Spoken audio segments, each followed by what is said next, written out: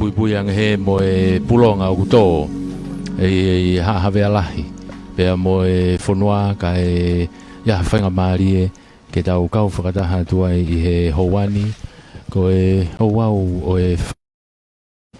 e mea whakaiki o e ignopere maafu Tukui'aulahi ai au whakamafola hanga tonu atuia mei he holo Vaka ua mei Beulah mei Vaini i he houani i he whakamafola hanga tonu o tau inasi ai i he whengawe aki a e komisoni whakamafola rea Tonga pe foki he broadcasting o tau kau whakataha i he houa koni ko ku hoanga au e i he whiawhini ko halafu e koloi mei he letio mo televisione Tonga mo motua whahoa a meri e lau manu te ma o atu e ngai whamatala mo whakahoko hoko ai Ouau e Failotu o e mea whakaiki o nopere maafu Tukui'aulahi e he whiawhini i he taimita tau peo ku lolotonga toka e mea whakaiki e no whare tori a i he whare maha ki Vaiola o tatari ai ki he Ouau o e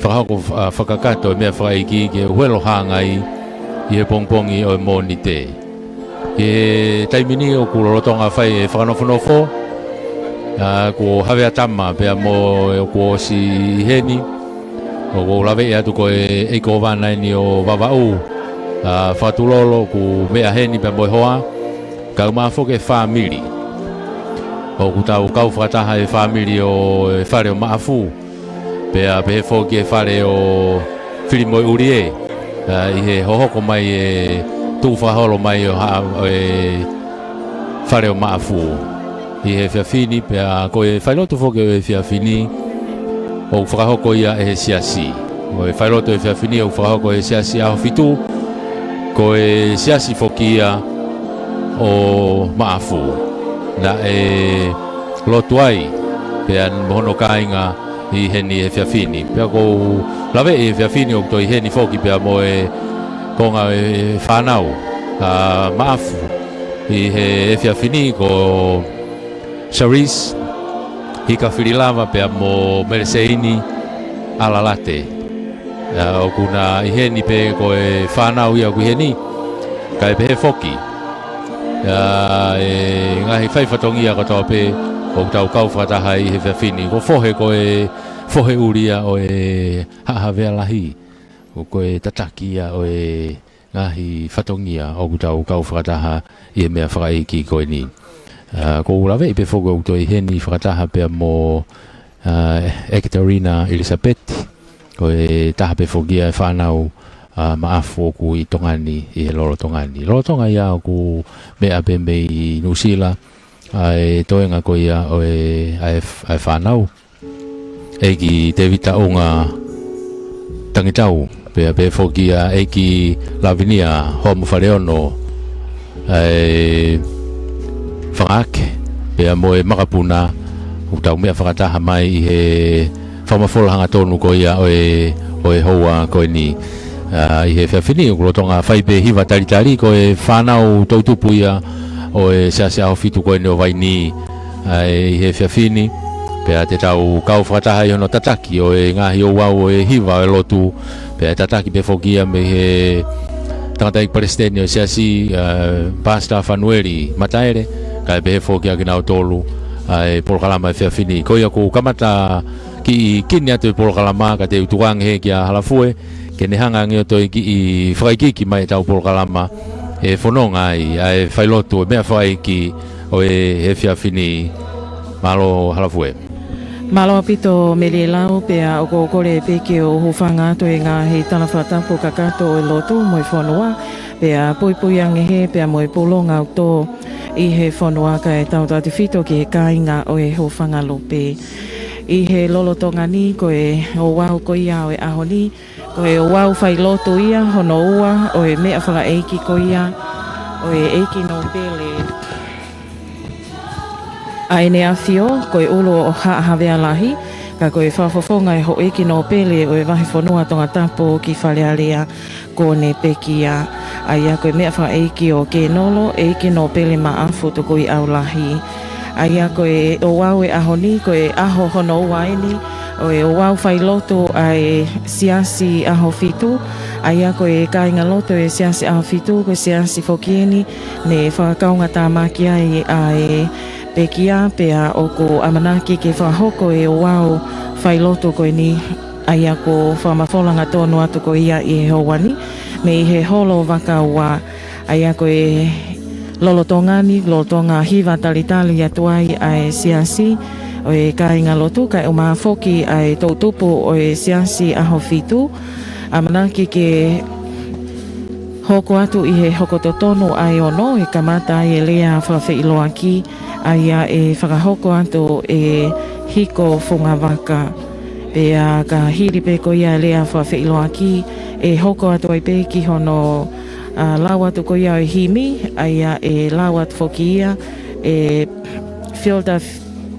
Fila te fia Latu, ko e whaiwhekau fokeni nei tau whakanofo, aia ko e whaiwhekau ko ia, tene whahoko atu ai lau ko ia o e himi, pea ka hiri ko ia e hoko atu ai pe foki ki he Ouau ko ia o e lotu, pea mohono whahoko atu e Ouau lotu e ahoni, aia e whahoko atu ia e pasta atu, ko pasta ako ila salapongi, ko e champlain ia ai apiako, o e Beulah. Pea ka kakato ko ia e hoko atai pe foki ki hono hiva i atu e loto ai e ki ai a koe whai hiva ko ia ki he kau hiva o e whiawhini ko o peti awha. Pea ka kakato ko ia e hoko atu ai pe foki ki hono lau atu ko ia o e same ai a ko elta siotame katoa. Pea ka hiri ko ia e hoko atu ai peke taha o e ngahi manato melie a sione havea tai one ko e whaafofonga kele ia a Lord Maafo Tukui'aulahi kone pekia. Aia ka hiri pe ko ia o e taha e ngahi manato melie ko ia ko sione havea tai one nene whahoko atu e manato melie. Pea e hoko atu ai pe foki ki he taha o e ngahi hiva o e whiawhini pea me he tautupu ko ia o e siasi aho fitu ko ia o Vaini. Pea ka hiri pe ko ia e hoko atu ai pea mo e toinga o e taungahi polokalama ko Viriami Polotu tene lau atu o e taha ngahi konga tohi to o ia me he tohi o whakaha wahe taha whaves taha wake taha tolu. Pea ka hiri ko ia e toi hoko atu ai pe foki ki he taha e ngahi manato melie. Aia ko e manato melie ko ia e whakahoko atu ia e one toto a nisi a musia e a pia me he poto ngawe ai ngahi ngawe whaloto whonoa e whahoko atu e taha e ngahi manato melie o e whiawhini i he Ouau ko ia e Failotu e siasa aho fitu. Pea ka hiri ko ia e hoko atu ai pe foki ki he poupou ko ni whalau marie i he Ouau e Failotu e ahoni e tataki atu ia e pasta whanueli mataele ka koe Palestini ia o e kāinga loto e siasi aho fitu. Pea ka hiri ko ia hoko atu ai peke himi tuku aia e sipela atu ia siasi shankol aia ko pasta siasi shankol. Pea mohono kelesi ko ia o e Ouau loto o e ahoni e kelesi atu ai pe ia e he Palestini ko ia o e kāinga loto e siasi aho fitu. Pea i he howani ko e hanga ia e tō ko ia e tau polokalama ki he ahoni aia ko e aho hono waini o e Failotu o e mea whakaeki ko ia o ke nolo eki no pele Maafo Tukui'aulahi i he ahoni. Pea ko e Failotu fokiai ko ia ne lawe atu ki ai a melie lau ko e Failotu e nea e siasi kāinga loto e siasi aho fitu. E ko e siansia ni ne whakakaunga tāmaki ai eki no pele ko ne pekia i he lolotongani ko wanawanai ki atu pea e taha e ngahi hiva ai kāinga loto e siasi aho fitu i he lolotongani. Pea o ko mahino ane awhi hangepe koe ne mo mea mai ki ai whawhau atu i he e tau live stream ai televisione Tonga kai o mafoke e Broadcom ai Ouau lotu ai kaungawe whapure anga ane awhi e mahino pe i he lolotongani ai fie kaunga mamahi ai kāinga lotu whataha pia mo e pulonga to i he whanua kai tau whito ke kainga o hofanga lupe I lorotongani. Pea koia o ko watai pe foki a e whaafi, whamawholanga tonu atu I he tau live stream, pe si Facebook, lama peke mo mea hanga tonu mai ki ai. Ka te o oanga e pehe ki a Melie Lau, ke ne to e hanga o whamaala ala tu ai te whaaki ko ia ko iai, ai kainga ko ia nau kau whataha I he lolotongani, pea mo e mea whaeiki ko ia, ko e Ouau Failotu ia e mea whaeiki, o e eiki no pele, ai a ko Lord Maafu Tukui'aulahi a ko ka ko e ulu o haahawea lahi. Malo Melie. Malo pito e halafue pea ko ia ko e taimini ko e konga pe ia o e Failotu he taimini ko e hiva taritari ko ia o whakahoko e he siasi pea mo e kauhiva e tautupu hange ko ia ko wanamanai ki atu pe I he taimini ke whai aki a e whakanofonofo pea mohono taritari o e taine kuini e ene mea mai ki he kamata o e Failotu o e he whiawhini pe hange ko whakahoko hoko I he poro kalama ko ia te tau kau whakataha tuai I he toenga ko ia o e he whiawhia honi whaiwhatongia whoki he hongo tawhaaki ko ia o e whare o matapure mei he ni ko katoa ki toka moe lolo rotuma pe he whoki ki a pakula a pea mei he pea anga o ku whaiwhatongia mei ai mau kirikiri pe whoki ki auhi kai uma whoki e kau matapure o ku whaiwhatongia I he e whiawhi ko ia o e ahoni kai pe whoki ki a rotuma ngo kie tene whai a e tari o e rea mei he o matapure pe koe ni a mafu mei tokomololo pe mo Vaini I he whiawhini ko lawe e taimini ko e whanau mo e makapuna o mafu nau I he ni he whiawhini e tau kau whakataha I he kaunga tengihia mo e Failotu o e whiawhi o e ahoni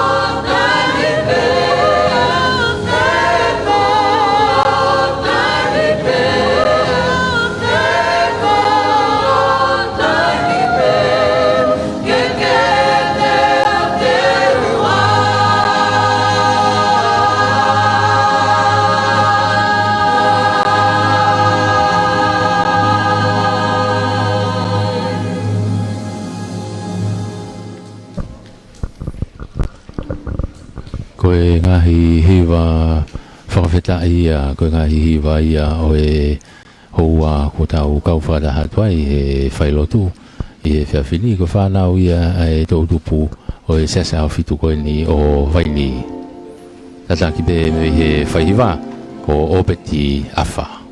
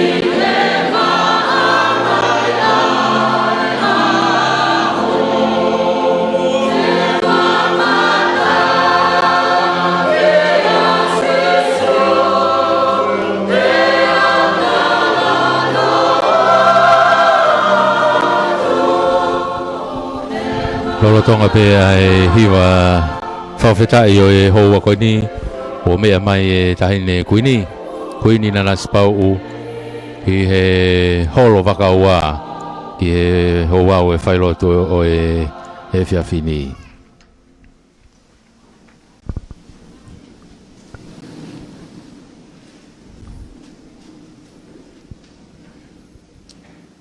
E kamata lewa e programa koe lea tari foki e whahoko ia e hiko funga waka. Tapu ki a whio,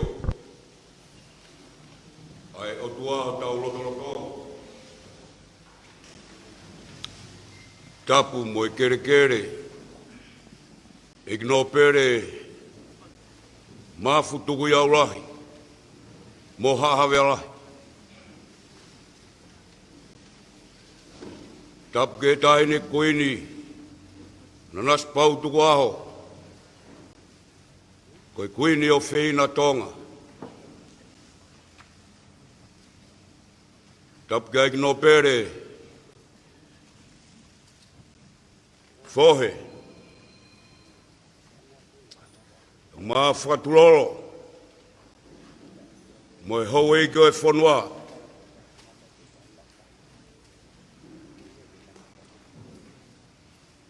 Tapu kia iki te witaunga.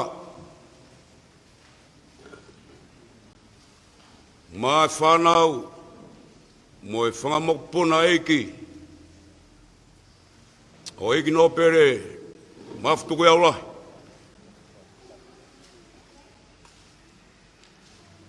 Tapu ke tangata eiki whaifkau.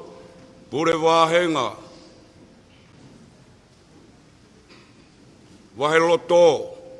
Siaswe siriana tautai na Tonga. Ka koe whaifkau pure. O e wāhenga Vaini. Moha taulaiki.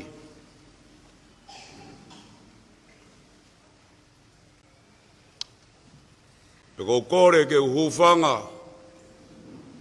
E tala whatapu toa pē.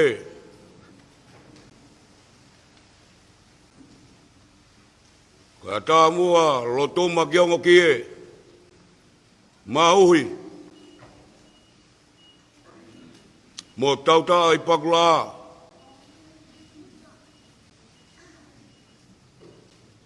Ke tapai ki nā tue whatongia.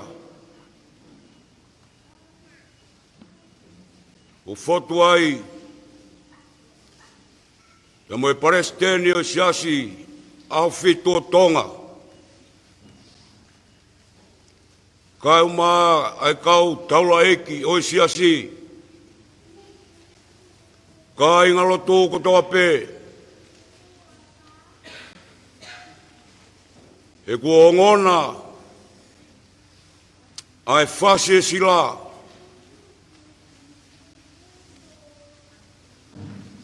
Pea papa e whanawha. Monuka e ala wholau. E kua toka e o tukawe ngā. Pea me whare tōria. O kuongo. Pea uhu ke paresteni.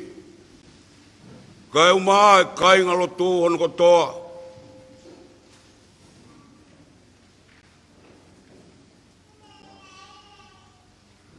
He koe whanau tama. Koe fua o nau manau.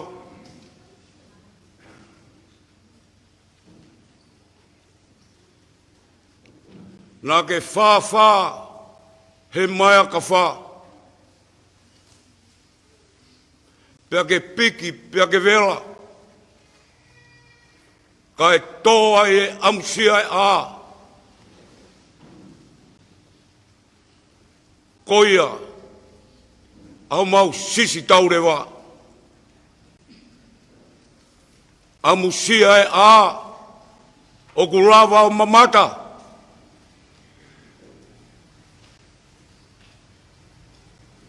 E ku toka e pouri koeni. O ku hange, ha kalofiama ku mapaki ma pupunga sotiaka. Amusia e a toa e kakala. O e paresteni ka e mai siasi au fitu o Tonga.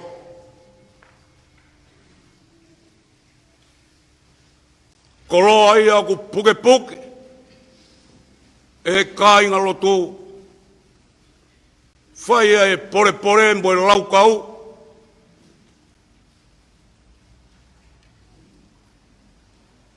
Ke whakataulam, mō whakamam, ai whanua i rotu pia moeak, pia hifua i pia moe tāpuaki, mea eki no pere, maf Tukui'aulahi. Ko ena ai kere kere, amsia a,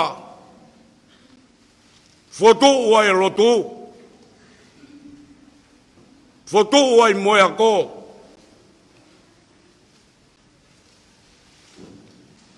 Koi e matai koloa. o ku puke puke he kai ngalotu ko en. Bea ku wong, bea ku rang, o hangea hui kaperoto, ai ongo ki he lotu, bea moe lotu. Ai toka, ai ulo hahavelahi. Kau angelo e, unau talo mai, tuang eau. Tuang eau lotuma ki ongo kie, hafok. Ku iai whare area, kua ui ai, ki alofio hau. Whawhita, e whia whini, mone rea taka he whanua, ma pake e wha, ka e talanoa ahono mausa, ai kei ngangatu pia alaha, ahono tuanga. Mau fotu mai, e whia whini, moimoi mai, i e paresteni o siasi, ka e ngalotuko toa pe, ka e noo ai kafa whatungia, o amusia a kore whakamore more atu. Mui mai pia mo havea tama mo yongo kā inga. Ke mau kau kotoa pe poaki atu, a whainga maari e. Taimi peheni, aho tatau, o e tau kohiri, o whai e manatu ki ai. Mea mafu, Tukui'aulahi. Whakahaere tau, oi se asi. Whamalolahi atu, mea mai tahi ni kuini, ke holo ho mau loi mata. Ke au whakakoloa koeni. Kore, whainga maari e, lotuma ki ongo kie. Whakakato atu, whatongia si asi. Ke whaiha tau whamiri, na moe whakahaere o tau, o tau whakakoloa koeni, rewa whakahaka i tau atu.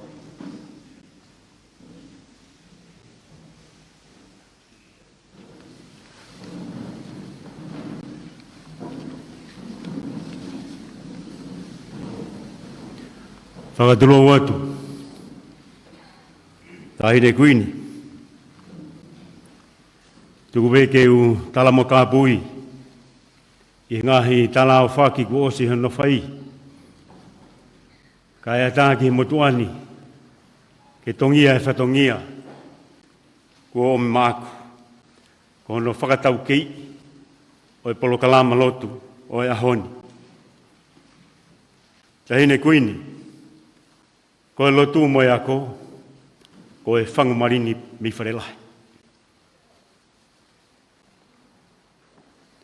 Ko e ako koe ni e korisi Beulah, ne roa ki tāria e kau loka.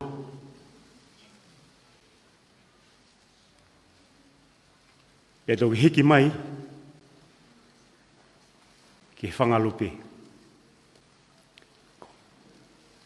Ko haha vea lahi. Ko nui ngau kei tāi mua i pe wheitu una, i he lotu mo e ako, he koe mea pēa ai wheitu una.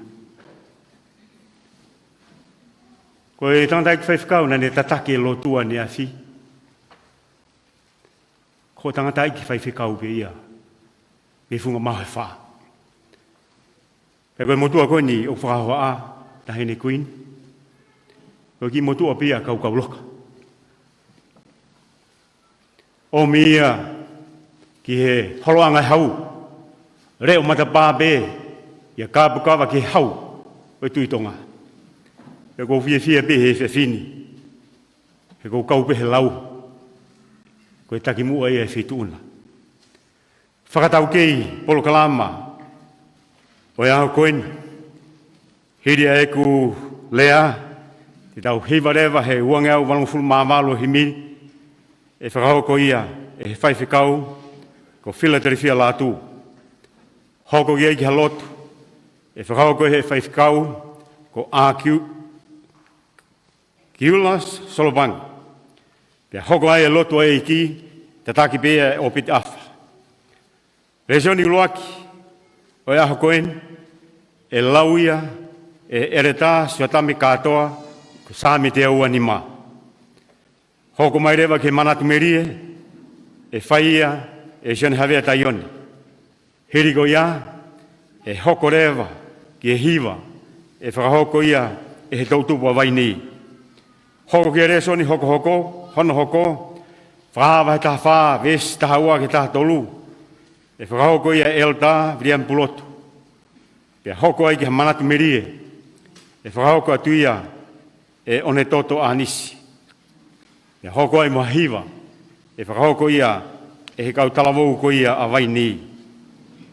E tau whakahoko rewa he parestene siasi, whaifkau whanueri mataere, ai pou, pea tau toki himituku rewa he uangea wanu fulu mao no, e whakahoko ia he whaifkau ko siasi sankolo. Pea tau whakahoko sia ke hono keresi, e he tandai parestene ai pe, whaifkau whanueri mataere. Malo obito.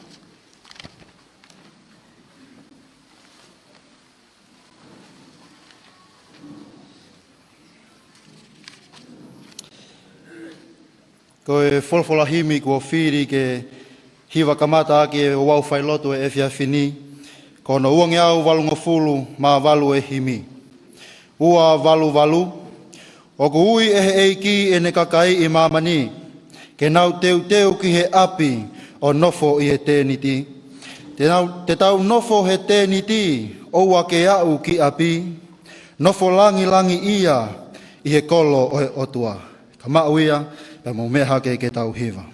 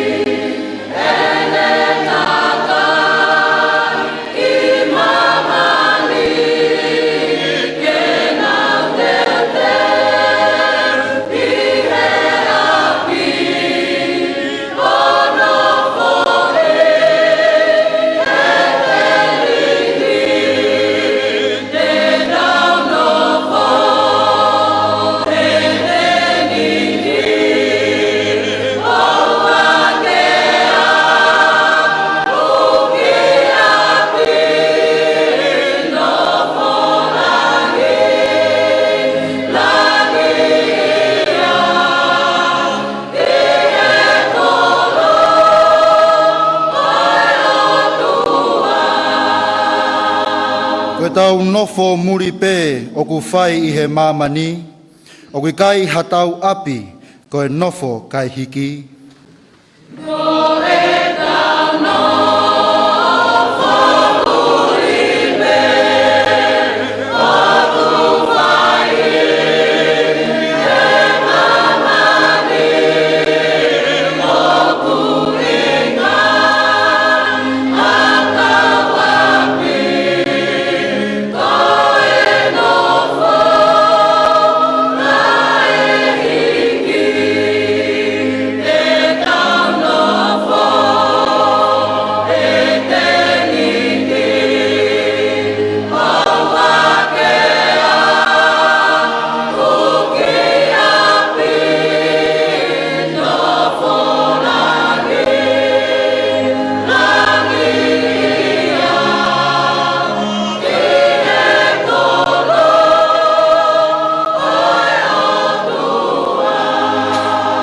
Vesi fraosi, ne hai e tau mo ui he seini o kakano, ka kua vete ho tau hai, kua whai ho tau huhui. Te tau nofo he tēniti, oua ke au ki api, nofo langi ia, I he kolo o otua.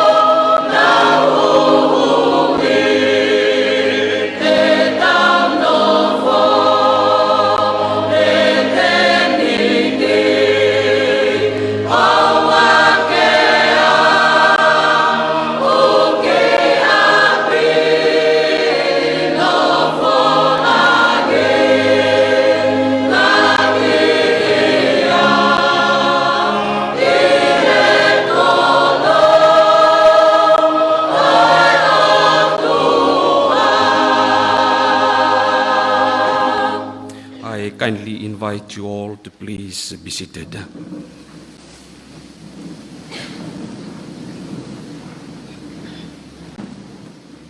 Let us bow heads in reverence, open our hearts as we worship the Lord in prayer. Our Father which art in heaven, Your Majesty, hallowed be thy name.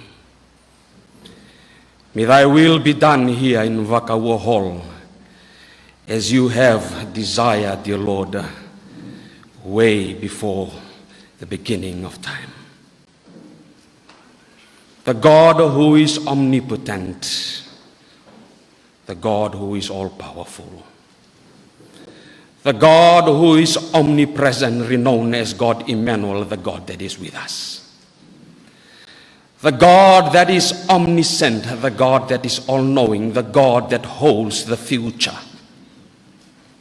We come united today, Father, to acknowledge you. Acknowledging as created being, acknowledging the Creator God. The God who spoke, it is finished, and the earth trembled. The God who spoke, peace be still. The winds and the waves came to a standstill. The God who called upon death, Lazarus, come forth, and death obeyed. The God who have made mention in John 14, 1-3, let not your heart be troubled. And this is the word, Father, that we are rest assured. For Romans 5:5 did make mention, this hope in you, Jesus, will never disappoint. O Lord Almighty, believers in one accord at this hour, as we are rest assured, dear Lord, that this hope in this Jesus who spoke and death did obeyed, nature obeyed. This is the same God who made mention, let not your heart be troubled. And this is the same God, dear Lord, that has conquered death. And we are indeed, Lord, fighting a winning war. For we rest assured, comes a day soon, we will be united with our loved ones. For in a little while, we are going home. Thank you, Jesus. As we come united again at this hour, Lord, your servant again going to deliver from thy word. We commit, Father, his life to thy throne of grace, that thy word will bring comfort and peace, Melino, in the hearts of family, in the hearts of leaders. We thank you, dear Lord, for the life of Her Majesty, the Queen. We thank you for her leadership. We thank you, dear Lord, for your blessing abundant as we stand in the horizon, dear Lord, looking beyond, not knowing of what the future holds. But we thank you that we are worshiping a God who holds the future. May you continue to shine your face upon the royal family, the noble realms who are here, the cabinet ministers, ministers of religion. Dear Lord, we uphold them to thy throne of grace, leaders of community and members. Dear Lord, that at this hour you will be uplifted, you will be glorified, you will be honored, you will speak, Lord, and comfort and peace will be bestowed upon us all. In Jesus' name we pray. Amen.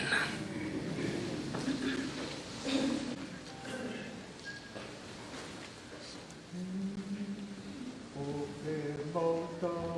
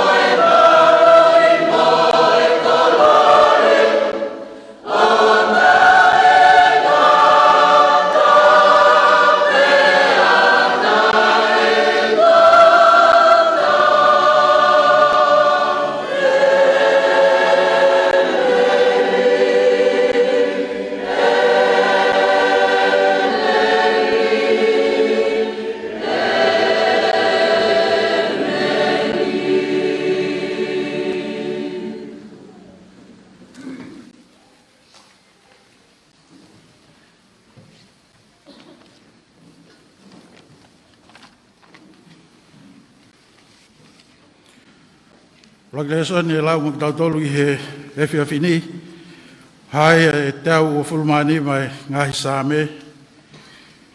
Vesi ulaki ki he nima oi konga same tau anima. Kamatalau ia me vesi ulaki o osi ki he nima konga. Ai au peheano wharea. Ko ki nau tolo ku whalala ki e Sihova. Te nau tatau mo mounga ko Saione. Ai au kai si whaahiki. Ka e tuk mau peo tae ngata. Hange ko takatakai e ngahi mo ngā Jerusalema. O ku takatakai behe e Sihova hono kakai me ahoni o lau I kuonga. Ko hui I kai tuk mau e tokotoko e anga hala. I he tofia o anga tonu. Te ria na mawhao atu e anga tonu ho nau ni maki he anga hala. E Sihova, ke whai lelei ke teki nau tolu o kuanga lelei. Ke teki nau tolu o kuanga tonu I ho nau loto. Ka koki nau tolu o nau wafe ki ho nau ngahi hala piko piko. E tataki atu aki nau tolu e Sihova whataha mo ka kai whai kowi. Ka e hoko ai meri no ki Israeli.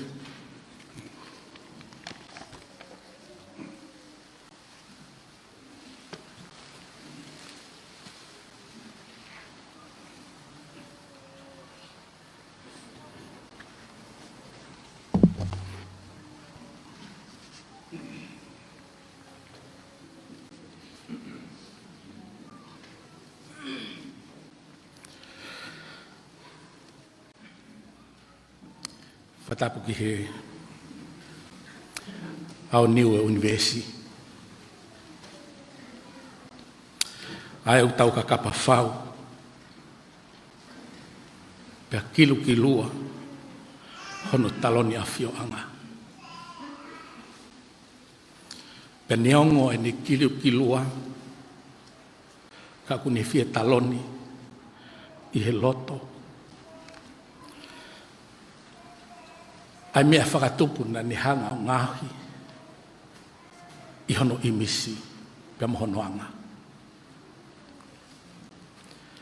Whatapu ki hau toka e whonua.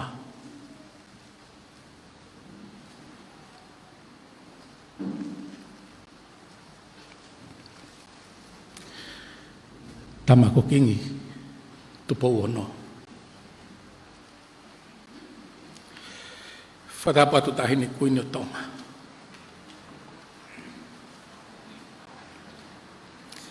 Tahini Nanasipau'u Tuku'aho. Koe lau kau anga. O ikno pele maafu. Koe pole pole anga. O kari o pule. Koe ofeina. O tui loko mana. Whatapu ki ka hau o Tonga.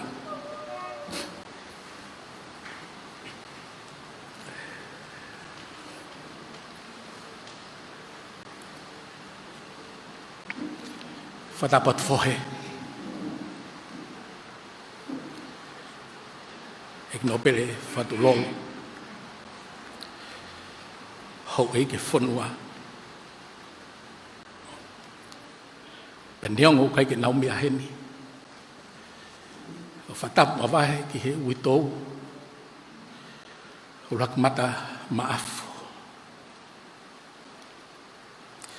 Pe whatapu mawahe ki he tamako eiki te vita unga. Tahine ko whangake hoa mo whare o no. Pe mo tulu mafua. O ngokie. Kore be mo ki wha malu atu. Lotuma ki o ngokie. I ka uhi. Tau tae pakula amu amsia a. I ngahi tala whaki ko toa pe. O ku whakatapua. I he pangai o lotu. Kau whenga mua kiu. Laka whakaololo. He maka holo holo. ke uhehenga, piau kakau, he koe tahi o loloto pia au.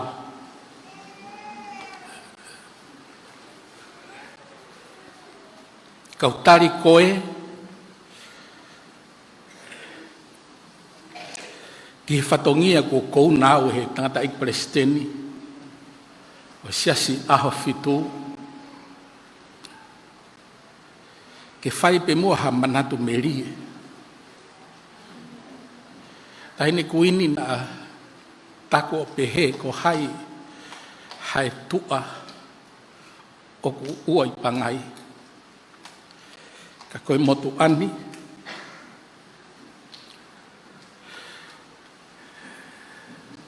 na whakakoloa aki e maafu.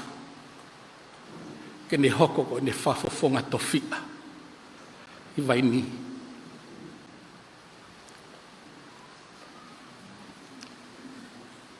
Koe whiohi, ne kai ke iai hano tatau. Pea te ria nā taku ko halanga i mamahi. Ka he kai te maulawa whakalongo. Ko ui ko hae ki lahi nā neanga whakatua. Pena i kai ke toi uwhi kaua a ene mo ui whakasisu kalaisi. O mau toloto monu ia, pia mau tai marie i ene ofa. O kai keu ilo pe teu i heni o ka pau na kei lau marie. Tene whekau au ko wheitu ua tua. Whawhetai pe ko ene keresi o kulahi anoa. Pa neongo no whainga taha taine kuini. Te whainga pe mua haku lere i taha ke whakakakato e whatongia ko omi mo ako.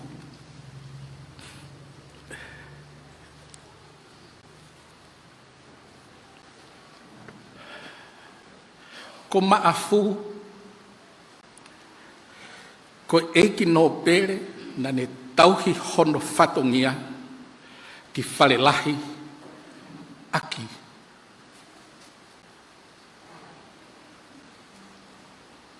Ai ko toa o ene mo ui.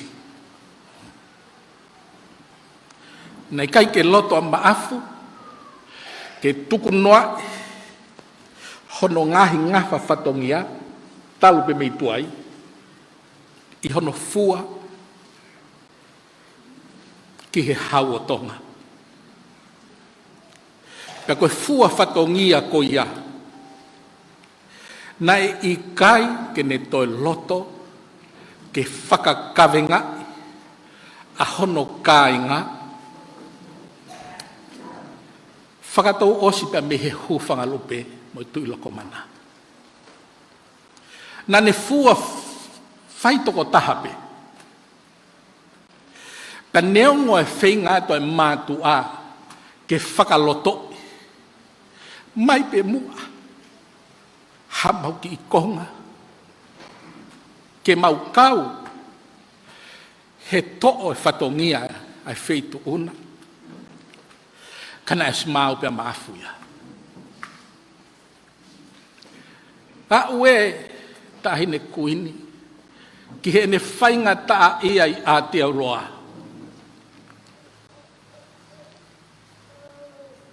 Lolotonga e toe po uri.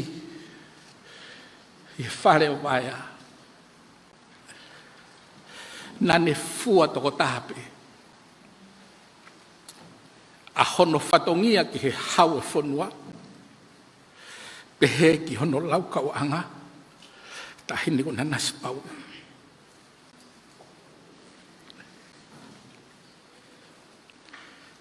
Ne lawe i to tonu he motu ana.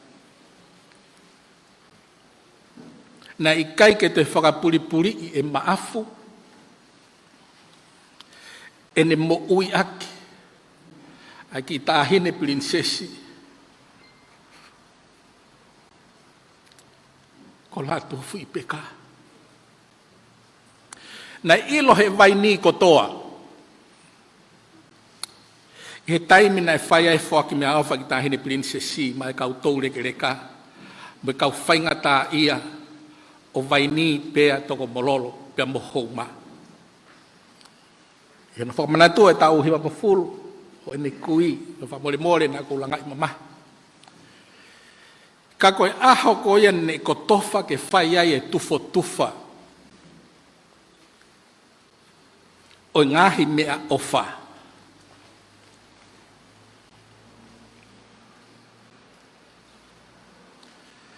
I Vaini pia mo toko mololona e whai me he api ki he api. Ko maafu eni. Maafu eni mui mui folau holo. Me he api ki he api. Ke whahoko hono whatongia ki he neki i pere. Whamoremore nā kui kai ke ta tau e ta mau. Ka koe mea eni na mata ponu he poko i matatuani. Au ki he whainga a ene awhio ke tau i ai hake mai ai whaito o kona tapu ki he whonuani. Ko maafu eni. Na e tai mua. I hono whanongonongo ke ilo he kakai kotoa pe i hono tofi a. Ka mau hataha moha whaito o kona tapu. E to o pia whawhaingata ia i hale sisita. Hono konga whanua whakawhamiri i hono tofu ia. Ko eki no pere na ne mua mua. Ne whaka mua mua e mea kotoa pe whekau aki pia moe hau e whanua. He koe ne mo ui na e whaki kotoa ke malu ai hau o Tonga. Ko eiki no pere na ne tauhi hono whatongia ki si ono whamiri. He neongo na e lahi ai ngahi whatongia o eiki no pere maafu i pure anga. Kana ni laukau at maupe hono whamiri. Pea koutu yo whamo ni pe ki henia witou. I he ne ofa i he tahine ko whangaake hoa mo whare ono, veikune. Pehe ke tamasi i ko eiki te vita unga, pia pehe ki si ono whangamakapuna. Ika i ke ngata ai kana ne ofeina foke ngo ki fofonga, o tau kau whataha.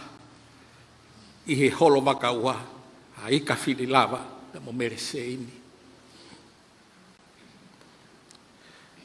Ko eiki no pere na e ofa he masiwaba mo whaingata ia i hono tofi a. Na ikai ko hane ko ene ofa ke mau hane mea. Pe ko ene tufa ke toi whakafoki mai. Ka koe ofa whaitu ngā. Koe ofa ki he masiwa pa mo whaingata ia. Pe ako whakamooni ai Vaini ko toa pe ki heni tahine kuini. He ku mau tai maria ia ki mau tolu. Koe kau kumi whanua mai. Ki hono tofi a. He koe uhi koe eiki koe ni. Nā ne tufa hono kere kere. Ki he kau kumi whanua mai ki he hu whanga anga e whanga lope. Moi vai ko where whanu. Nei kai ke loto a maafu ke ngosia si ono ka inga. I he ngahi whatongia o ona ki hau e whanua, pehe ki hono ngahi ngafa whatongia whakapureanga. Nga ne fua whatongia, tō tahape, ko ni mea pena ne korea ki hono kāinga, mou mai o ave ke whaka ho tau whatongia. Ko eiki nai ikai lahi tala noa, a man of few words. Ko eiki na mahino ai ngā ue. Pia mea he whakataha angane historia ngā ue, a eiki no pere maafu. He nei mahu ingange kia maafu, a hono whatongia ko hiriwhaki kia te ia, ene afio, pia pehe ke pare mia o Tonga, o laka ngeia, ihe ene tokanga e kina, o ene mo uilere. Ko eikina ne lau kau aki, o ka usia e hataha o hono ka inga, hatu unga ma o lunga. He ka iai hataha i hono ka inga i Vaini pa mo toko mololo, o nea usia hatu unga ma o lunga i he whonua, ko mea iau ne fie fie ai. Mea i pehe wheitu una, ta hene kuini, taimi o mate ma Tonga. Ko kapteni o timi, ko ki motu ape, a wheitu una pa mo maafu. Pea neonga e fie fia o tō ki tua, ai ka inga o maafu i Vaini. Pa nau hanga taofi hala tau wha ahau, ke nau whiiloa ki pa mo nau whanau tama. Ne hoko e aho ko ia, ko e aho fie fia taha ia, o eik no pere maafu.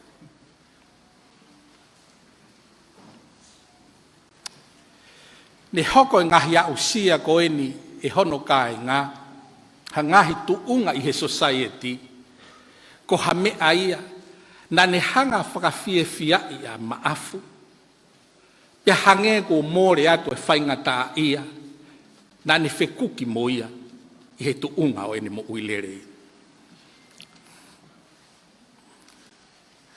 Tahine kuini, ngāri whakapalataha, a e kumanat meri e koe ni.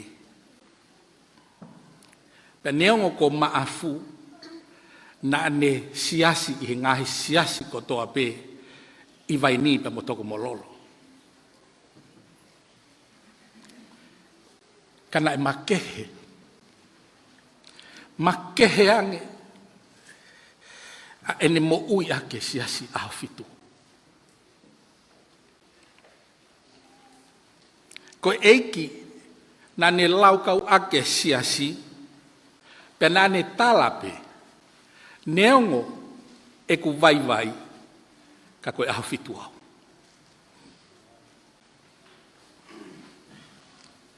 Na ne mea i ai sāpate, o ku tauhi he siasi aho fitu. O ku kamataya me he toa e la a i he fiafi toko naki, ki he toa e la a i he fiafi sāpate. O whakatatau, ki he lawa e wholofola. Ne mahino pe a ene mea i ai tauhi sāpate a siasi. He nea u ki loki kapineti, tahine kuini. Ne whakamahino e maafu, mo ne kore, ke manatua mua, ai sāpate o tauhi e he siasi au fitu. Pene whakakau ia he pure anga o Tonga, ai tuunga i tauhi sāpate e siasi au fitu, i he e nau ngahi whanongonongo whakapure anga, lolo Tonga e taimi COVID tahahiwa. O hange, koe wholofola na tau whanongo ki ai. Ko ki nau tolu o whalala kia sihova, te nau ta tau me mo unga ko saione. Ai au ki kai si whaahiki, kai tu uma upe o tae ngata. Kore wha more atu na kou paki i halau te rie. Lo tuma ki ongo ki e mohi. I he ku ānau me rie ke taimina e whai ai e whiohi, pia mo eiki lahi ko eni. Ka ne fisiki tua e ne ofeina hono whatongia. O kai ke ngata ki whale lahi, ki hono whamiri, ki hono kāinga, pia mo hono siasi foki. Tua eiki o whatu.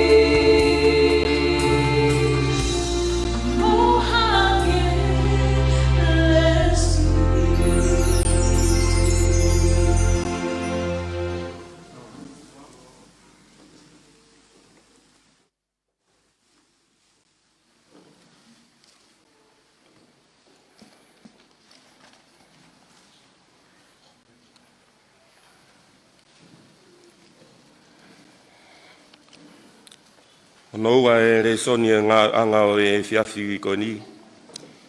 Tohi a whakaha ma he hongo fulu mā whā. Whaha ma he tā whā vesi hono hongo fulu mā ua. Ia mai hongo fulu mā tolu. Pē hono lau. Ia ko eni e whaakātaki e kakai mā oni oni. Ko eni ak nau tolu o kwhai e ngai whikau ai o tua mo tui ki a sisu. Pene wongo ia re o mehe langi o kupehe mai ke te au. Tohi. O monu ia talu mi heni e kakai pikia i he eiki. Io.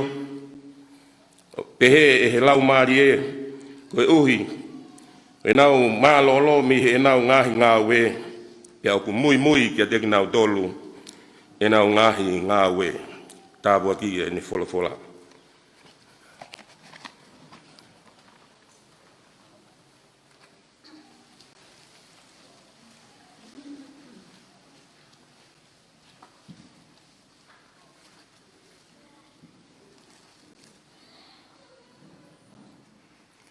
Tulou, ko kore ke u whamalumalu pe tala whakatapu kakat.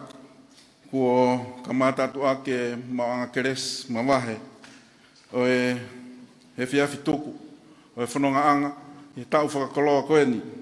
I tau a afe maa wataha. E tā mua ke whae takamilo. E kum manatu melie. E ko kore ai. No tōma ki ongo kie, mau kirikiri, tangalosia, o mimua ha ngofua, ke whakahoko ai ki manatu merie koeni. Koe motua o whakahoha a. Ki motua whai pui, ai eki no pere. Ki motua ko lere pia mei vai malo. Pe whamore more. Ka tō ki tua e manatu merie, pia whamore more iau he koe vai malo.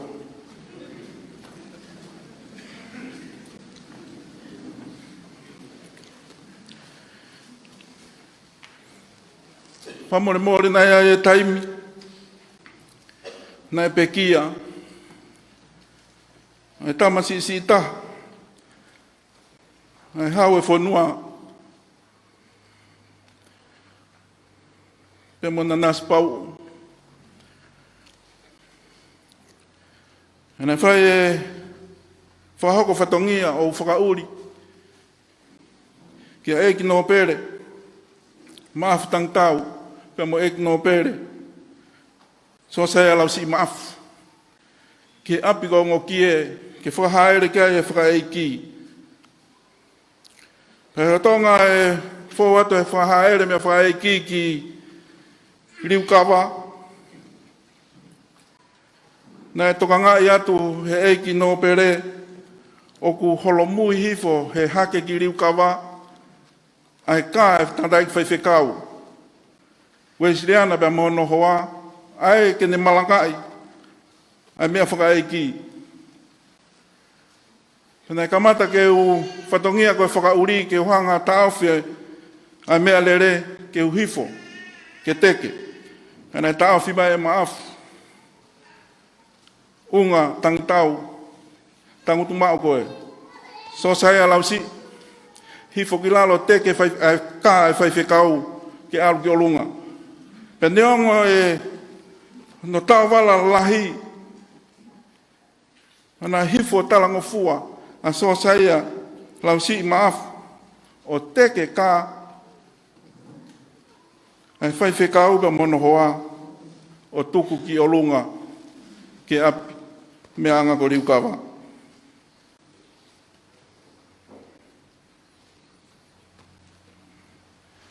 Nā e taimia sia si, nā e whakanofo, ai vai malo ke tīkoni. Nā e tā pia maafu, unga tangitau, kia so sai alau si maafu. Mea toko taha mai pia koe. Ke takau whakataha i he whakanofo e vai malo ki he lakanga tīkon e siasi.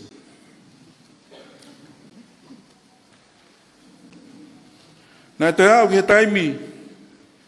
Nā au ai e vai malo ki he tūnga maalunga. Ko ere tā.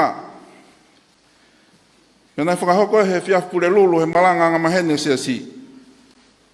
Ka nai toi telefoni pē. Ai ki nō pēre. Unga tangitau. Ki a nō pēre. So saia lau si maafu. Mea toko taha mai pē koe. Ki ta kau whakataha. I hono whakanofo e vai malo. Ki he langkanga. Maalunga ko ere tā e sia si. Te o whakaukau. Ko hao whakawhi toko taha i pēha so saia. Ki he Ouau koe ni. Ko whakahoko mai. Hui kai ke mau e vai malo ha mea.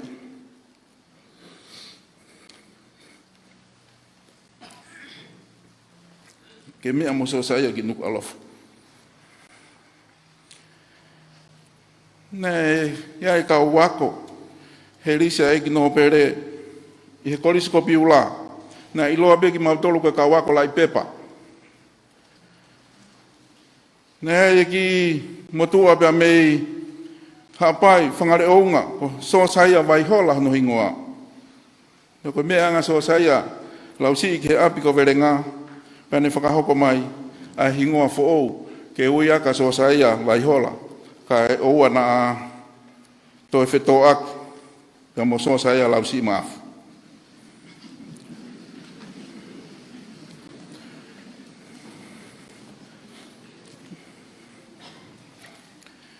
Na ia e hou ai fiafi. Na mea mama afu. O mea lere. Tahanga tonu ki he ofise palasi. O kua e mea hoko ki a so saia lau si maafu. E hau atu ki he ofisi. O lo tonga une kei whawhiao ki he kuanga hono wha. ATC.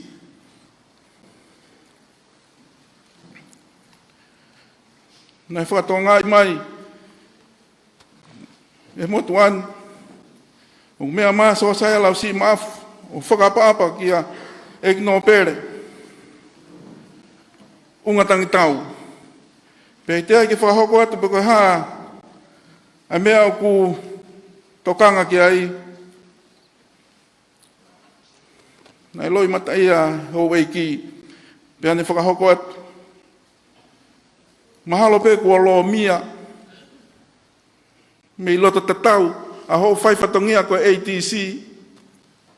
Tā koa koe aho ea nai whetongi ai.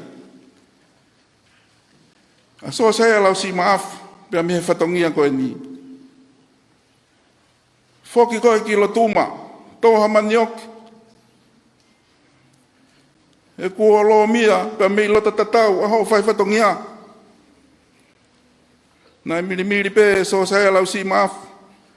A ene eiki. Mo whakahoko angi. Koe taimi pe ia ke whetongi. Sai pe ui ke kia hame mau ai. Pea osi pe ngai taimi. Kua toi ui he ne a whio. Ke ne hoko koe skeritari. He ofise palasi. Skete lahia ne a whio. Koe mea tatau pe ne whakahoko he ekno pere. I ono whoha. Sai ia. O ofa pe. A lota tatau. Kene toe pia mea ngā aue aki koe. Koe tangata nane mamahi mo te ke whare tui. Ke tangata ofa. Ke tangata na e. Ne whakahoko. Ai le rei tangha. Ke teke langi langi. Me whare hau. Koe tangata ne manako. Ke tautai. Wai mau pe e fiaf. He lo tonga ui ke. Ne mea mai o uta. Ai ki mātua se asi. Ke maurere tautai. Ke whare maka. Pea koe ne fuoloa koe tae kai hei ka. Pe ngau e ne afo. O mau whanongo atu whai pe ne ki whakamuna muna. He wheitu na tau mātau ai. Pea koe lolongo pe he o i kai mai he kua fo. He nā ku kaha asi. Ha paskala ha whai whekau.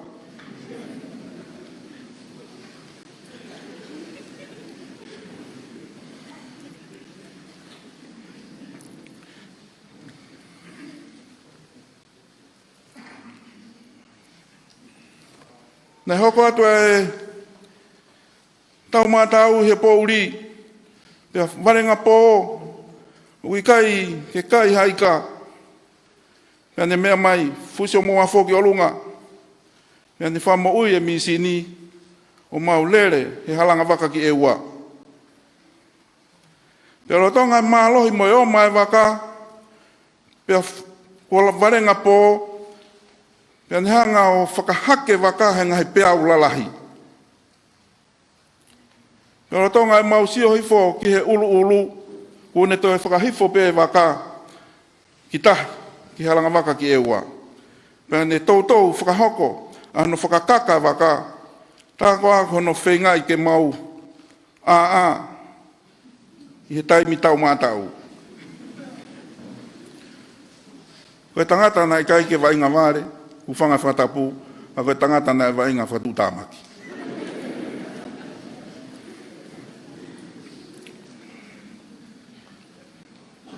Ahoni, mahalo pe I he ko ata mari e ko ne telefoni mai amse o kuta e lotu ma vai tau he fiha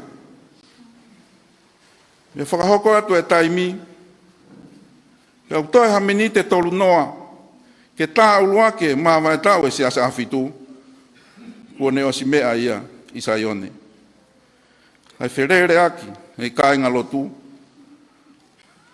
ko mea mai a maafu o te kiai ke ia e kāinga lotu ia.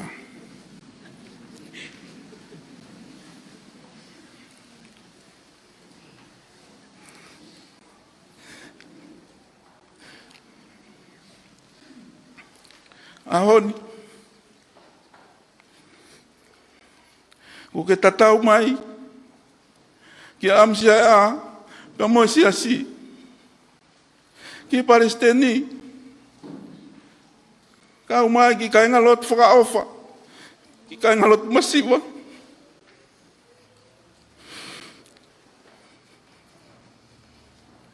Kana ke loto pegi ki whikau ngā kau.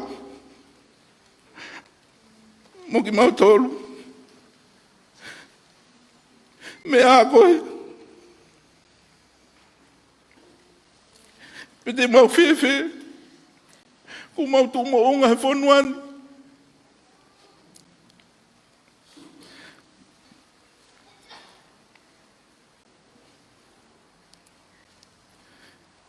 I ho hanga. O whakailo ki mau tolu. Ki e whonuani. I ngahi whatongi alalahi e pureanga. Ka mau siasi. Ku mau ngoi. I hoa koeni. Po ke tatau mai. O whalahi atu.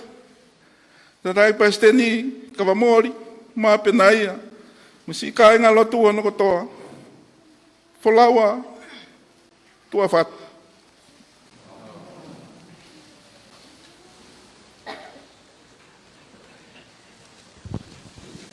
I mō tō mea mai ke manatu mele e koia o ne tōto anisi. Kau te teo atueni ke hiva ai whanau tō tupu koia siasi aho whito.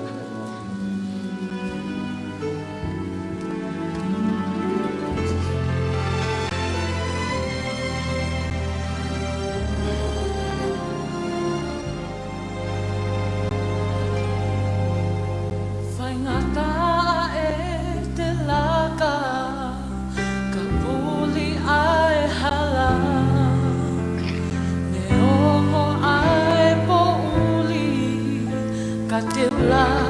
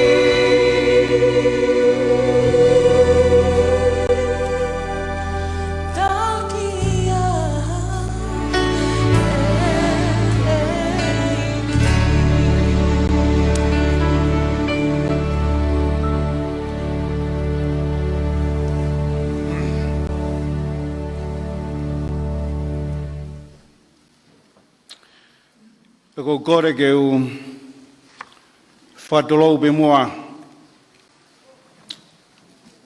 I loto ta tau be moe a whio ai o tua mafi.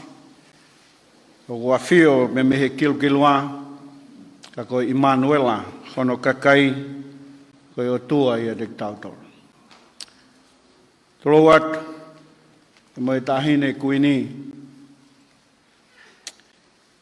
Kau kore be mua ke u hufanga atu i he talaka kato. O e whanua be moe lotu ku osio noa whaki.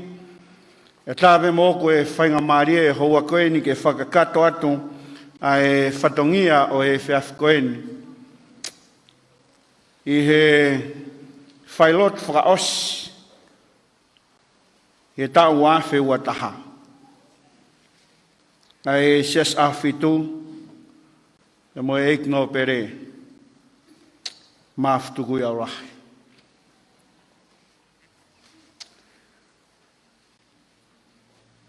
Hange ko mou lawei pe mei he o mea i he feitona i he manat meri e huinga peia ke o mai haki i tala o whelawei e moe mahu inga o e mo uia e hou e kini i he siasi. Neongo be o whiskitua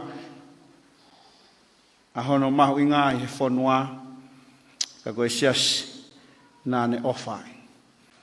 Peko vēsie kua mai ke whaiake ai whakaike heka o e tau koe ni, neongo tok tō e la a i he osuaono pe mehe fitu, kai whakahoko pe ai poupou nou pe a te tau whaiakia i he whewhini e toki whahaere pe tau whawhoi tuitui. Wharatau ki he lawe e whakaukau i he tohi koia same wahe te au o fulmani ma, e behe ki he lawe koia e tohi a whakaha pe moe wahe hono ngā fulma wha, vestahawa pe moe vestahatolu. Uiai be e whakaukau, whotu mai he tangata toi same, o tolu be e whakaukau koe ni hono mai neongo ngahi vesi koe ni ko lau. Uruaki be une tala mai koe tangata o whalala ki a sihowa o malu i he otua. Te hoa bea i e whakaukau koe ni, o e lawe o lak vesi o ne talamai ke rek tau tolu, o munuia e tangata o whalala ki a sihowa. He ko hange ia koe mo unga o nau tatakai a seu sarema. Pe au kikai ke hiki, neongo ai whaingataa, pe neongo ai palabarema, o kikai mawea e ne tui mo e ne whalala ki he otua. Pe koe whakaukau ni hanga talamai ke rek tau tolu, o hanga he ngahi mo unga o nau tatakai e mo unga o sayone. O kikai maolunga e mo unga o sayone i he ngahi mo unga. Ka kou hi, ko natula pe moe ulunganga e mo unga o sayone. O ne talamai ke rek tau tolu, o ku tuma. O tae ngaue, neongo ka hoko ai whaingataa i he mo ui pe moe whanonga. E ku talamai ke rek tau tolu, o haai, ai malu pe moe ta taki ai o tua o gune hanga whakahoko. Kono wau ne ome whakaukau, nau tolu nau whalala ki he o tua o ku pauho nau tofia. Tahai e me toki whaihalawe ki ai ki he mea e hou e kina ne ngau e maak pe whakaukau koe ni o ki kai ko tau apia mamani. Ono whamahino he lawe koe ni a tangata toi sa me o ku pau e tofia e tangata u whalala ki he o tua. Pena ongo hae tuunga na iai ne mo ui pe moe whanonga. Ka koe tofia koe ni, koe tofia ku lau i tāniti.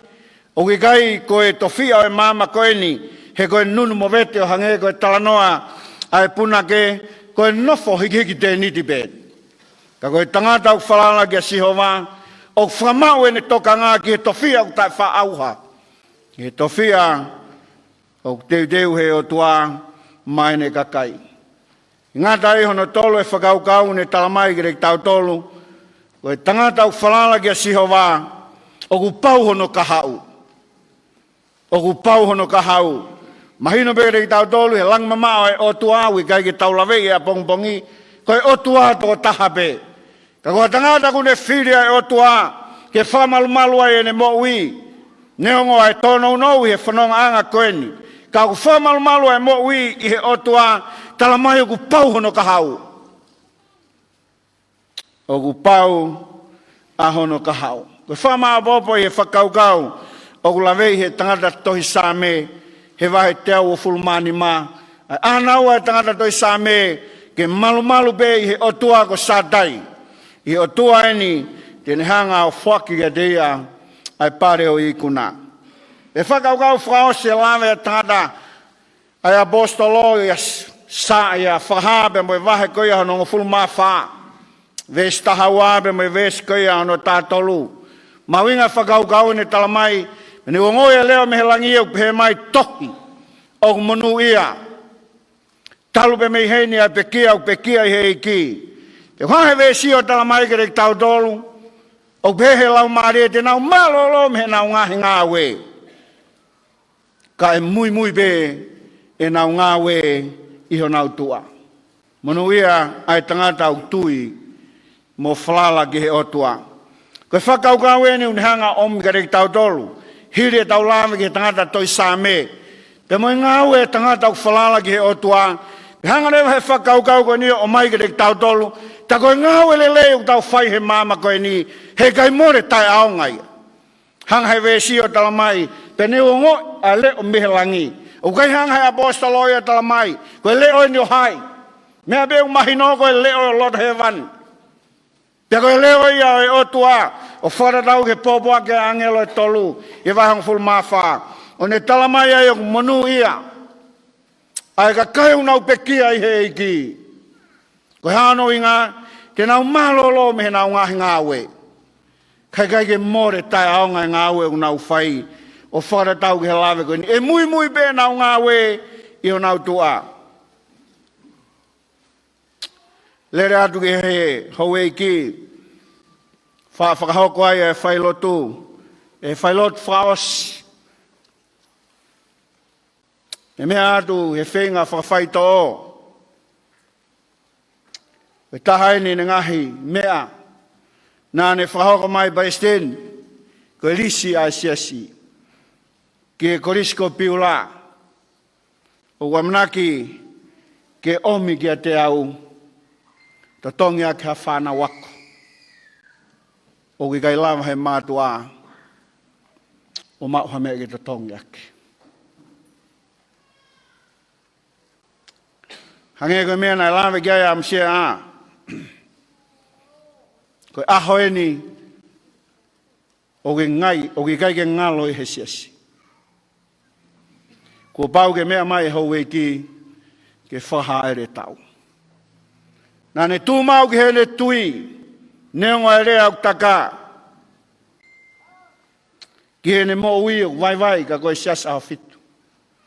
Kana ne whapapau I be ai tuunga o ene tui. Pe koe ngāwe o whakahoko o wharadau he lame koe a ai apostolo ne taumai te ke malolo kai mui be ho ngāwe I ho tua. Fodua ne afi malai wakapuna Te o wakai I he ngeia Loi hau eki.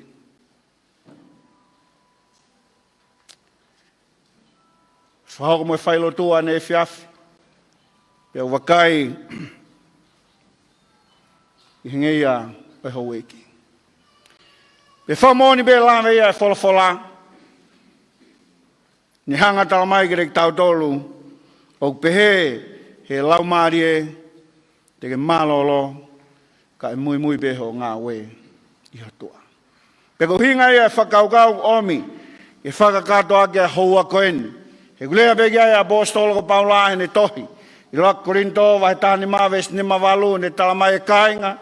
Mou tūmau o tai ngaue, o mou ngaue ki he iki he kai more tai aonga. Whaweta. Egno bere, malo e ngāue. Malo e ofa. Lea be uwhamatala ia ki hoeki. Hanga le lei pia ofa hono kakai. Malo e ngāue. E umoni e whamoni e lawe e wholofola. Malo lo mi ho ngāue. ka e mui be.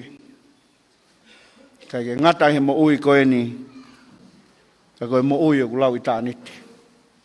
O teu he o tua, o hange koe ne āna wā, am sia a hakoa e tau himi, o ikai ko tau api a mamani, o tau api o ki he pureanga o e langi.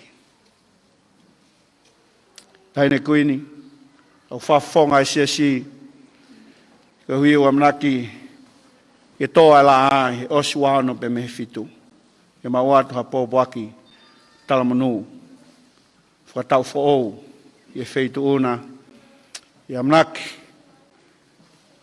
e hokosia, ai tau wafe ua wā, i hangahi mō me niti pe me heni, tawanga mo tua mafi. Kene tāpakina e feitu una, kau mā e whare o haa mohe ofu. E behe, ki hou eiki o kumea heni, kau mā mō tolu o toa pē, o fie o atu ai pōpoaki, talamanu whakatau whaou, ke tāpakina, ak mō tolu e he eiki. Amen.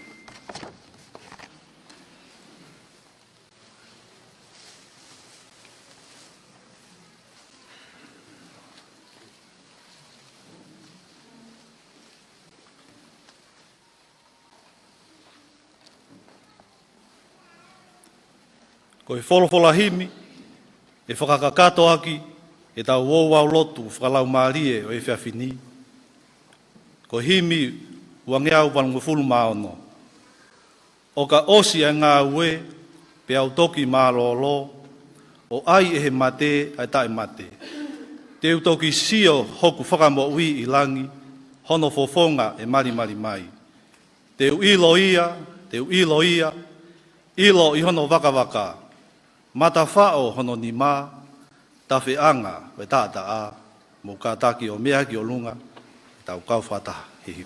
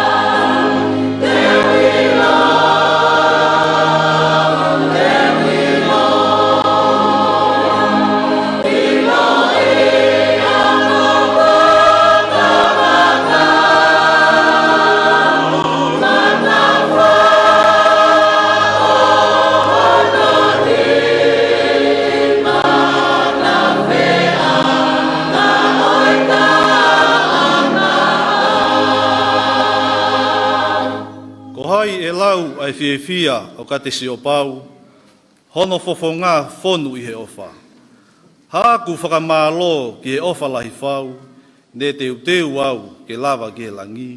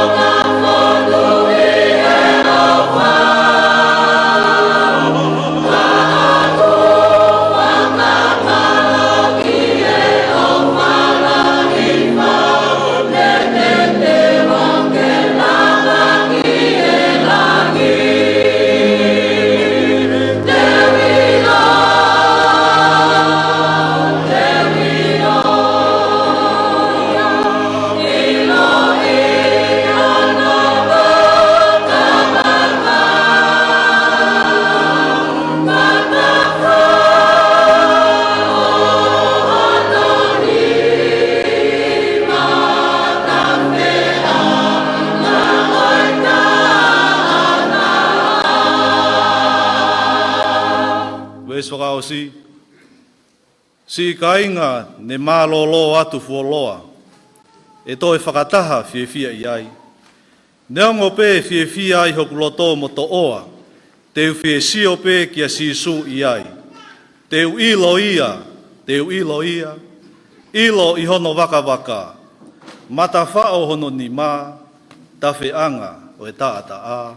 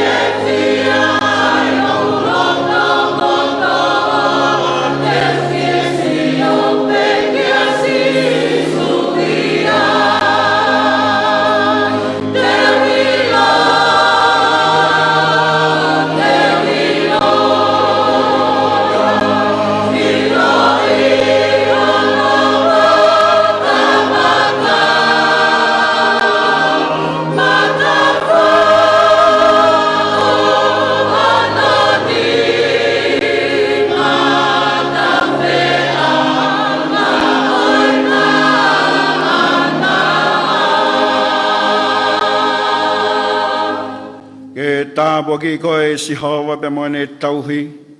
Peke malama mai e nau nau e whawhonga o si hawa. Pe ane whaki atua e meri no. No ngā pe moe whie maari e. Koe tāpua ke o tua koe tamai. E moe alo moe lau maari e maoni oni. E mau ahu mo ua wha. Tā heine kui ni. E o mai hau eike o e whanua. E ki he taha kotoa pe. Tu tōku ia mo kumau tolu. O nā hiri kai whaipe o ta ngata. Amen. O mea he.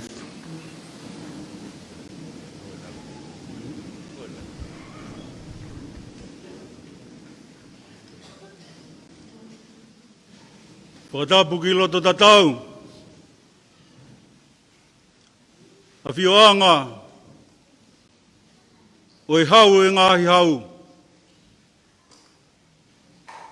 Koe arifa, pe moe o meka. Koe kamataanga. Pe moe whakamao popoanga. Whatapu ki he mahina katoa. O kua ala i whangatapuna. Ka koe kuini o whaina o Tonga.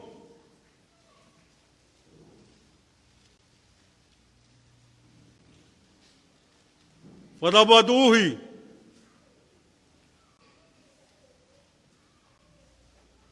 Ka maa korwhanga.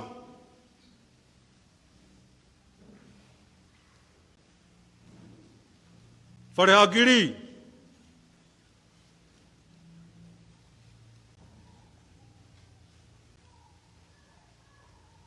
Whatapu kia egno pere whohe.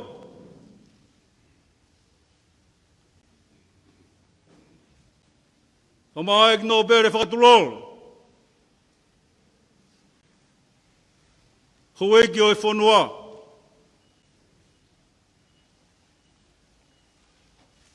Pakore ke uhuwhangat. I he taramalu e whanua. Pe moe lotu.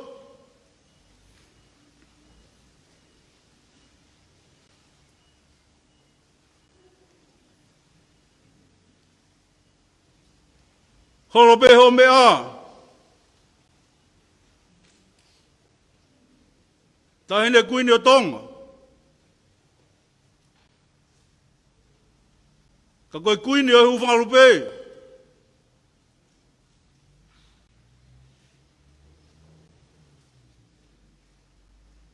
Whamore more pe uhi.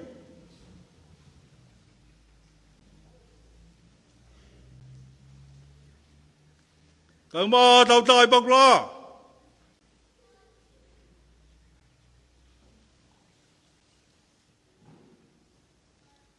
Tuku pe mua ki alo tuma ki ongo kie.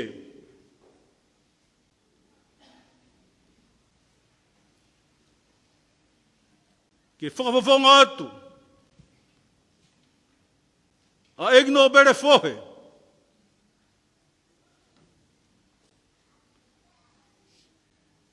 Kau maha hawe alahi.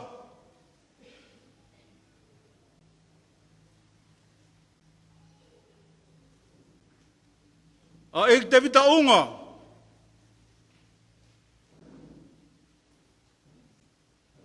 Whare o maafu.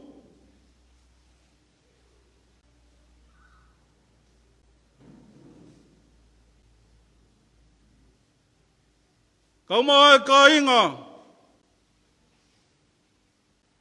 Oi hūwhanga lupe.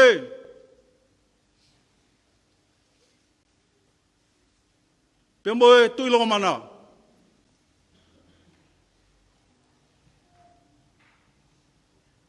He koe aho e pea mohono tala.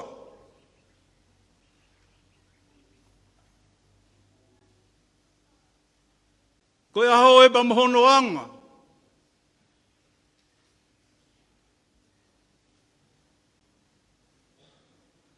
Ai aho o hiva moe mee. Ai aho e tangilau aitu.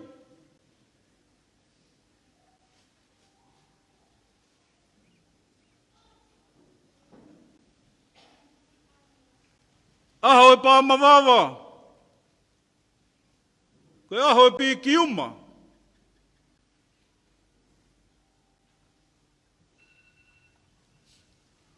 Koe aho ke kamata. Moe aho ke whakamaapo opo.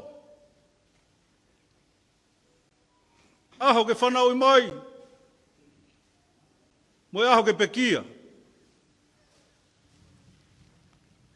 Koe aho ni ku aho whakaua.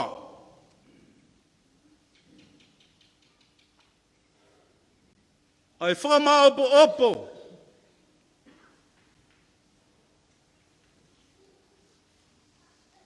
Ai alofa ai o tua. Ku whai maha a tangata.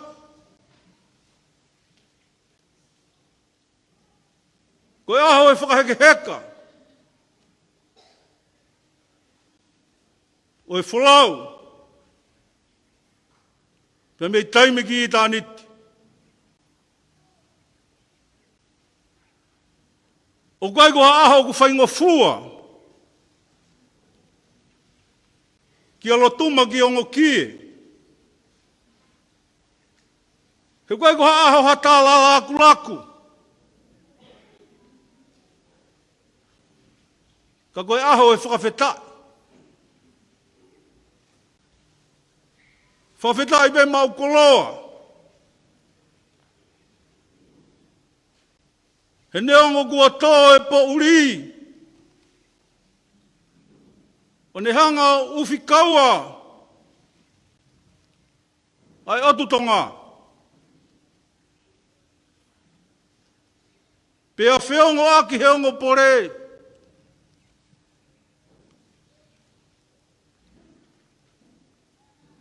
Ai tō e ku konga koula i moana.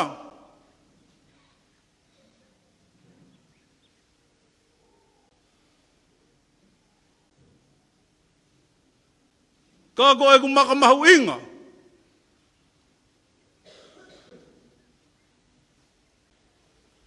Talanoa historia. Talanoa e manatu merie. Ko e tangata o e ngāhi tangata. Nā ne lau he toa.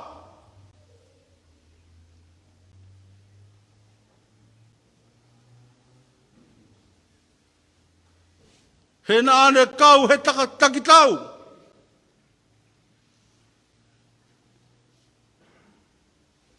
I he malu i e whare hau. Ko e eiki lahi.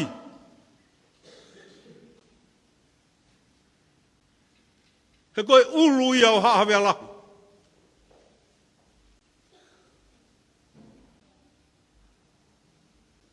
Tangata na ane hake he mounga.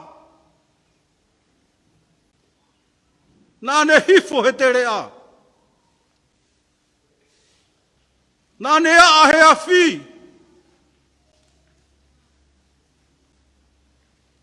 Na ane kakau i moana. Ko e whakatalutalu o e hau.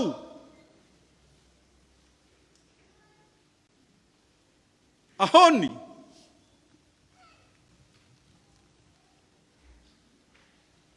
Kua pā mai ala la whanua.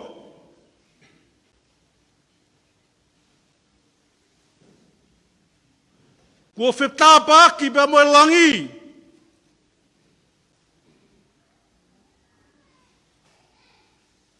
Ke whakamahino. Koe taha ia i ono kautoa.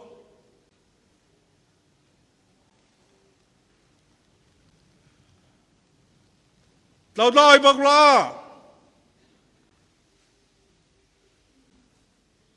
Ahoni kua fusi hoku taula.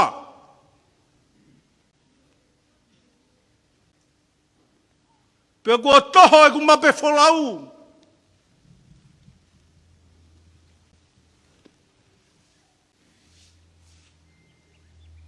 Ki he apa-apa o e hau.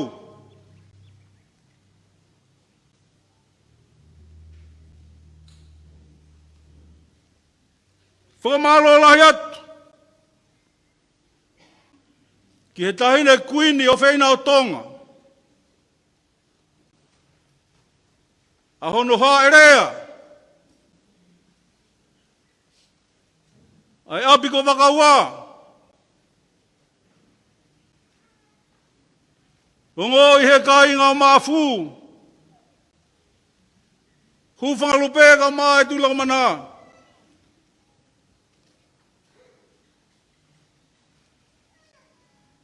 Egi no pere whohe.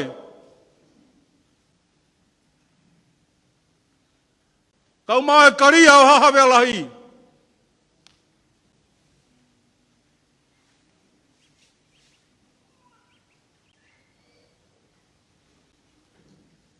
Ne ongo e whasi e sila. Kei tuku veki manono. Tanglaik presten. Sia sia fitu. Kamai kai ngalot. Oku tau pere ia mo ta fua. He ku kei holo pe misiki o baba. Te fua mai ai.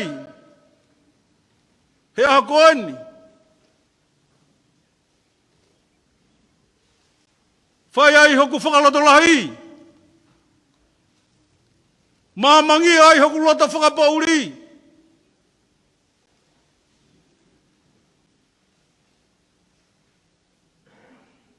Mahino, ki a Latuma ki ongo kie.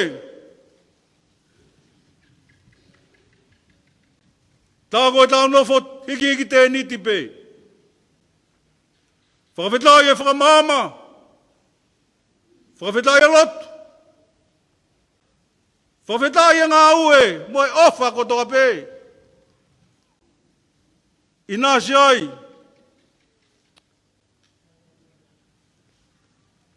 E te taunga, pena ia maafu, au maa e whare o maafu. Tauanga e ke tau maringi mai, ai lotu lerei. Whakoloa ki tau tauru he whiaf koeni. Tau mawai, a tau whao monu ia. Mua ngahi aho. O ku whonu i he whiawhia. Whakaheke aki. Ai whalau. Ai ikno pere maafu. Rewa rea. Kau tatawat.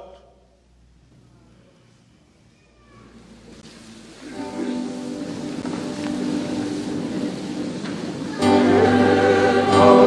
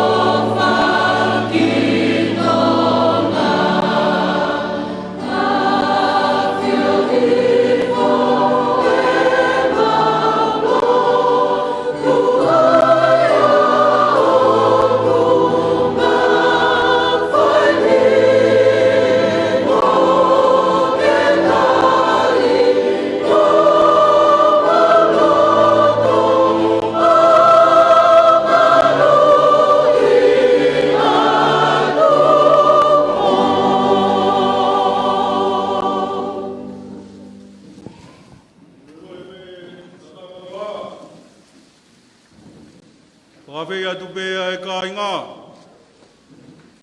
Ia e ofa. Teu teu e ulmotua.